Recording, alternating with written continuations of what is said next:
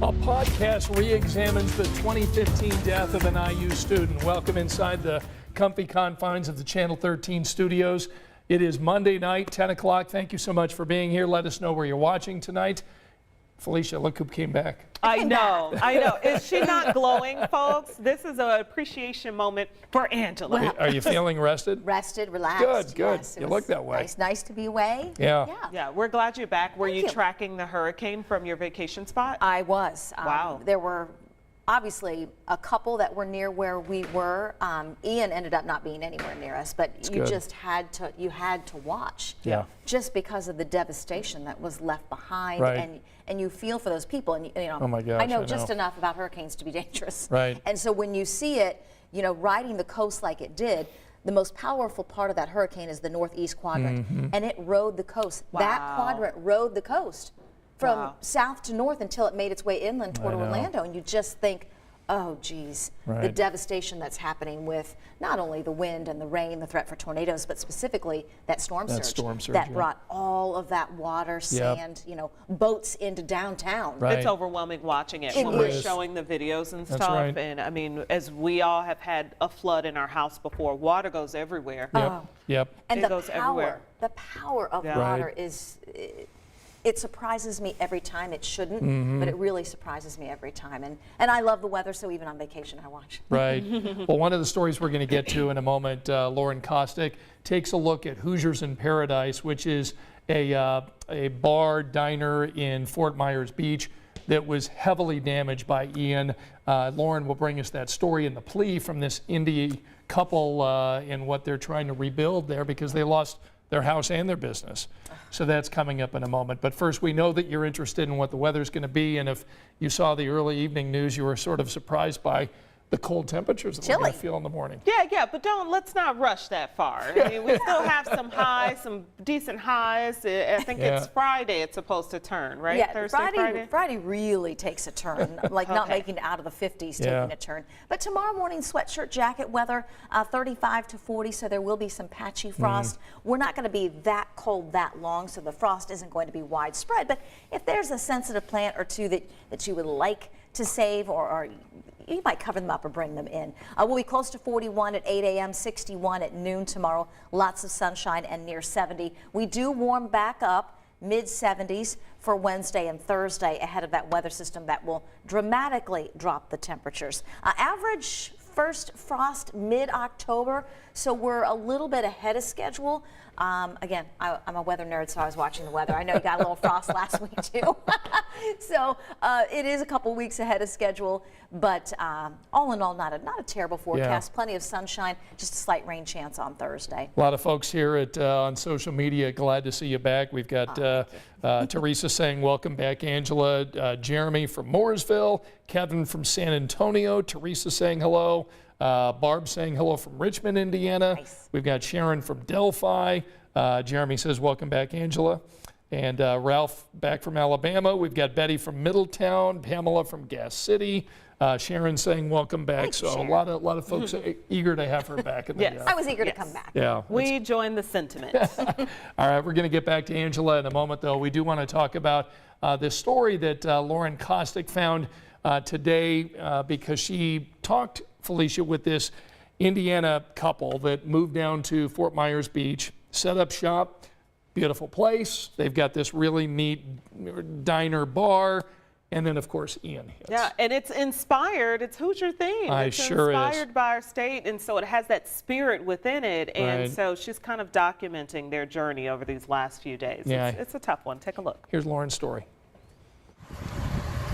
New video from Fort Myers Beach shows the heartbreaking devastation just days after Hurricane Ian made landfall. Debris and boats scattered across the island.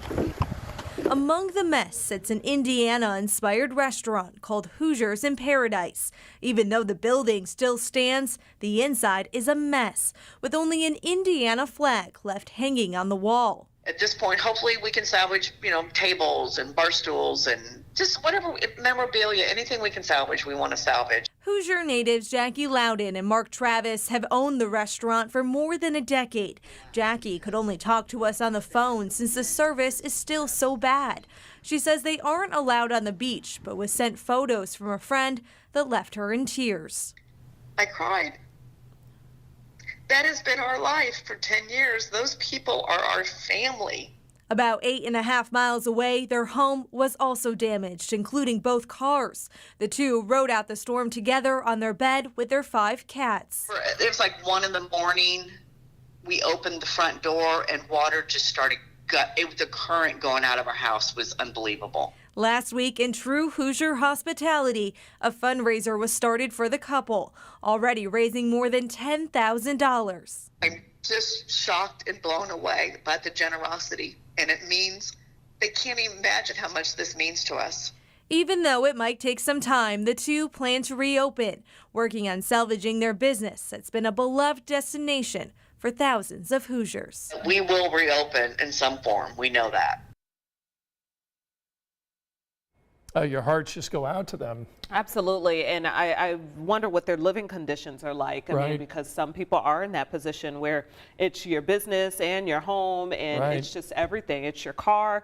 I will say though, we focus a lot on people's homes and their residences, as we should, but like that business, you put so much into it yeah. as well. Right. You know, all the time and energy that can be equally devastating. And so now they're even trying to figure out where that next paycheck is coming Sure. from, I imagine. Yeah. You know, what happens to all the people who work there. And so even if your home is okay, I'm thinking about that now, like where is the Walgreens and the workers that are Right, there, and it's right, just right. sending ripple effects through the community. We have a link to their GoFundMe if you'd like to help this couple out. Got that for you on WTHR.com. Okay, coming up tonight at 11, one of the stories that Felicia and I will be bringing you, Madison Stacy, one of our digital reporters, has come up with this story where they are re-examining the 2015 death of an IU student.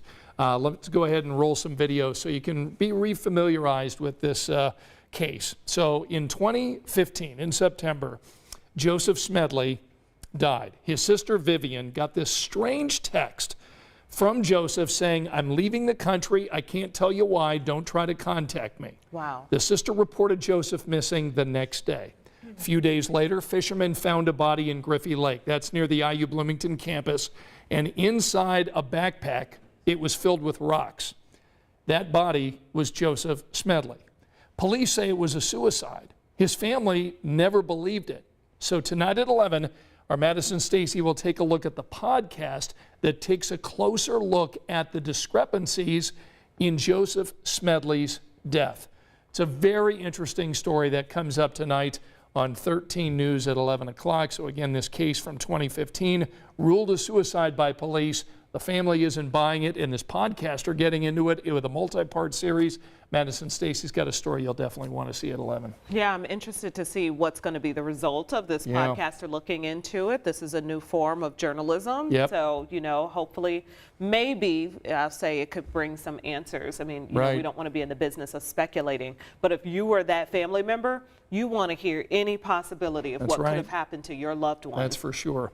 All right, let's bring Angela back in and talk a little bit more about those cool temperatures that we're going to feel in the morning. Bring right? it on, Angela. I know. It's layering weather. We have Yeah. reached that stage of the season where you're going to need a jacket or a sweatshirt in the morning. Won't need it by lunchtime. Definitely won't need it tomorrow afternoon. Near 40 to start, close to 70 for a high. We'll take that. Lots We of said sunshine, it's too. take your sweater off and wrap it around your waist sweater. Kind of wet, for sure. That's a good idea. And you're really going to need the sweater or maybe even a heavy coat maybe by next I'm weekend. wearing a coat. I'm Okay, coming you in can- Ugg you can boots. wear a coat. I'm wearing layers. I might even bust out some long johns. I am not playing with the cold. Quite that cold. But maybe some widespread middle and upper 30s Saturday morning, Sunday morning. Obviously, we're several days Sure, away from sure. that. But if that would happen, then that would be a better chance for us to see a widespread first frost. Yeah. Daniel joining us tonight, Glenn with us, Lacey saying, "My family lives in Fort Myers. It breaks my heart." Sharon, Wes, Glenn, and Barb, thank you so much for joining us tonight at 10 o'clock. We've got some work to do, so we're going to get back to it. We'll see you tonight at 11 over on 13 News. Good night.